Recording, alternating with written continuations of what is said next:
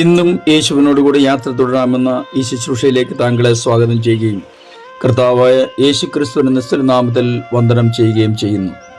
ഏതൊരു മനുഷ്യനും അനുദിന ജീവിതത്തിൽ സന്തോഷവും അനുഗ്രഹവും ആഗ്രഹിക്കുന്നവരാണ്. അതിൽ യാതൊരു തെറ്റുമില്ല. നമുക്ക് സന്തോഷവും അനുഗ്രഹവും അത്യാവശ്യമാണ്. അതിനുവേണ്ടി നമുക്ക് ഏറ്റവും സഹായകരമാകുന്നത് ദൈവത്തിൻ്റെ വചനമാണെന്ന് മറക്കരുത്. ദൈവത്തിൻ്റെ വചനത്തിലൂടെ ലഭിക്കുന്ന ആശ്വാസം മറ്റൊരിടത്തു നിന്നും ഒരു ദൈവവചനം ലഭിക്കുകയില്ല എന്നുള്ളത് എല്ലാവർക്കും അറിയുന്ന കാര്യം തന്നെയാണല്ലോ. നമുക്ക് സന്തോഷം ലഭിക്കാൻ വേണ്ടി നാം ചെയ്യേണ്ട ഏറ്റവും പ്രധാനപ്പെട്ട കാര്യമെന്ന് പറയുന്നത് മറ്റുള്ളവർക്ക് സന്തോഷം നൽകുവാൻ എന്തെങ്കിലും ചെയ്യാൻ ശ്രമിക്കുക എന്നുള്ളതാണ്. അങ്ങനെ ഒരു കാര്യമാണ് തുടർന്ന് നാം ചിന്തിക്കുന്നത്. ഇന്നും നമുക്ക് യേശുവിനോടുകൂടെ യാത്ര തുടരാം. ചില നിമിഷങ്ങളിലെ തുടർധ്യാനത്തിനായി വിശുദ്ധ മത്തായിയുടെ സുവിശേഷം 5-ാം അധ്യായം 7-ാം വാക്യം വായിക്കട്ടെ.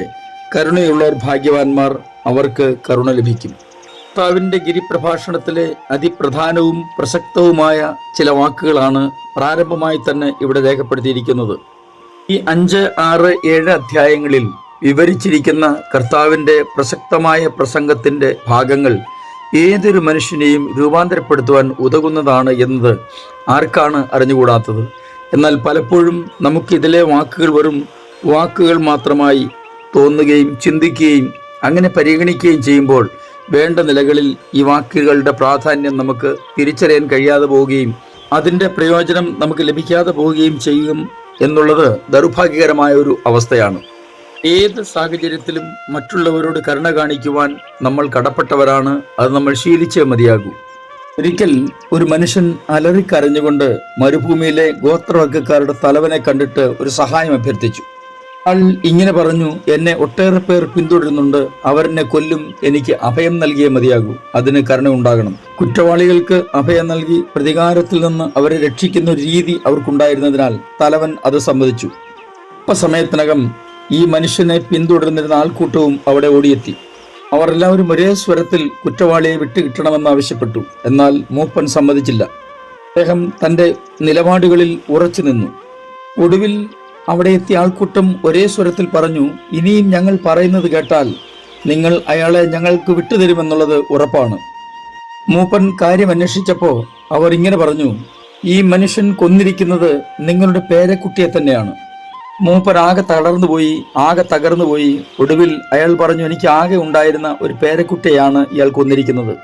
ഒടുവിൽ കൊലപാതകിയായ ആ മനുഷ്യന്റെ തോളിൽ പിടിച്ചുകൊണ്ട് ഈ മൂപ്പൻ ഇങ്ങനെ പറഞ്ഞു: എനിക്കാകെ ഒരു പേരക്കുട്ടി ഉണ്ടായിരുന്നുള്ളൂ, ആ കുട്ടിയെയാണ് നിങ്ങൾ കൊന്നത്. എന്നാൽ ഇന്നു മുതൽ നിങ്ങളാണ് എൻ്റെ പേരക്കുട്ടി. ഒരുപക്ഷെ ഒരു സാങ്കല്പിക കഥയാണെങ്കിൽ പോലും നമുക്ക് പഠിക്കേണ്ട ചില പാഠങ്ങൾ ഇതിനകത്തുണ്ട്. വ്യവസ്ഥാപിതമായ ഒരു നിയമ നടപടി മാത്രമാണ് ശിക്ഷ എന്ന് പറയുന്നത്. അത് മാനസാന്തരത്തിനുതകുന്ന നടപടി ആയിക്കൊള്ളണമെന്നില്ലല്ലോ. എന്നാൽ നിയമത്തിനും ശിക്ഷയ്ക്കും ചെയ്യാൻ കഴിയാത്തത് അതിരറ്റ ക്ഷമയ്ക്കും കരുണയ്ക്കും ചെയ്യാൻ കഴിയുമെന്നുള്ളത് ഉറപ്പായ സംഗതിയാണ്.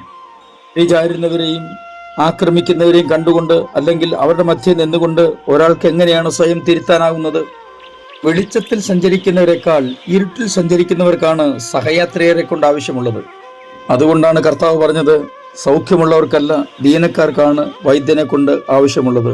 ഞാൻ നീതിമാന്മാരെയല്ല, പാപികളെ അത്രേ തേടി വന്നത്. തെറ്റ് ചെയ്തവർക്ക് അഭയം നൽകുന്നവർ തെറ്റിദ്ധരിക്കപ്പെട്ടേക്കാം. ഒരു പക്ഷേ അവർ ആരോപിതരായും തീരാനും സാധ്യതയുണ്ട്. ഭീകരാക്രമണം നടത്തിയവരെയും സാമ്പത്തിക രാഷ്ട്രീയ കുറ്റവാളികളെയും ക്ഷമിക്കണമെന്നും അവരോട് സഹതാപം കാണിക്കണമെന്നല്ല ഞാൻ പറഞ്ഞതിൻ്റെ അർത്ഥം. യേശു കർത്താവിൻ്റെ ഏറ്റവും വലിയ ഗുണവിശേഷങ്ങളിൽ ഒന്നാണ് മനസ്സലിവ്, കരുണ എന്നൊക്കെ ഉള്ളത്. കർത്താവിൻ്റെ നന്മ നമ്മുടെ ജീവിതത്തിൽ പകർത്തിയെടുക്കുമെങ്കിൽ അത് എത്ര അനുഗ്രഹപ്രദമായ കാര്യമാണെന്നറിയുമോ? മറ്റുള്ളവരോട് കരുണ കാണിക്കുമ്പോൾ ചിലപ്പോൾ നാം വില കൊടുക്കേണ്ടി വരും. എന്നാലും അതിന് പ്രതിഫലം ദൈവത്തിൻ്റെ പക്കൽ നിന്നുണ്ടാകുമെന്നുള്ളതിന് സംശയമില്ലാത്ത കാര്യമാണ്. മറ്റാരെയുമല്ല, കർത്താവിനെ തന്നെ നോക്കി യാത്ര ചെയ്യുവാൻ നമുക്ക് അഭ്യസിക്കാം. ദൈവം നിങ്ങളെ സഹായിക്കട്ടെ. ഞാൻ നിങ്ങൾക്കൊണ്ട് പ്രാർത്ഥിക്കുന്നു. സ്വർഗീയ പിതാവേ, എൻ്റെ എല്ലാ പ്രിയപ്പെട്ടവരെയും അങ്ങയുടെ കരങ്ങളിലേക്ക് ഏൽപ്പിച്ച് അനുഗ്രഹിച്ച് പ്രാർത്ഥിക്കുന്നു. ഞങ്ങളുടെ ജീവിത വഴികളിൽ മറ്റുള്ളവരോട് കരുണ കാണിക്കാൻ ലഭിക്കുന്ന അവസരങ്ങൾ നഷ്ടപ്പെടുത്താതെ കർത്താവിൻ്റെ വചനപ്രകാരം അത് ചെയ്യുവാൻ ഞങ്ങളെ സഹായിക്കണമേ. യേശു ക്രിസ്തുവിൻ്റെ അൻപുള്ള നാമത്തിൽ തന്നെ ആമേൻ.